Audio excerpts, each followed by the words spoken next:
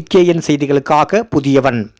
தமிழினத்தின் அடையாளம் தமிழக முன்னாள் முதல்வர் முத்தமிழ் அறிஞர் கலைஞர் அவர்களின் 100ஆண்டு நிறைவு நாளை முன்னிட்டு கழக மாநில மீனவரணி சார்பில் மாநில மீனவரணி துணைத் தலைவர் திருவொற்றியூர் சட்டமன்ற உறுப்பினர் KP சங்கர் அவர்கள் தலைமையில் விம்கோ நகர் மெட்ரோ ரயில் நிலையம் அருகில் இன்று காலை 9:30 மணியளவில் வட்டக்கழக செயலாளர் மாமன்ற உறுப்பினர் KP சொப்புலிங்கம் MC அவர்கள் தலைமையில் 2000 நபர்களுக்கு அறுசுவை அசைவ உணவு வழங்கப்பட்டது.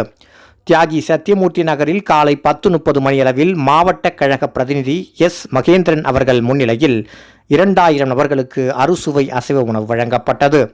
KVK குப்பம் தியாகச்சுடர் K. பரசுராமன் XMC நினைவு கலையரங்கம் அருகில் காலை 11:30 மணியளவில் மாநில செயற்குழு உறுப்பினர் V. ராமநாதன் XVC அவர்கள் முன்னிலையில் 1000 நபர்களுக்கு அறுசுவை அசைவ உணவு வழங்கப்பட்டது.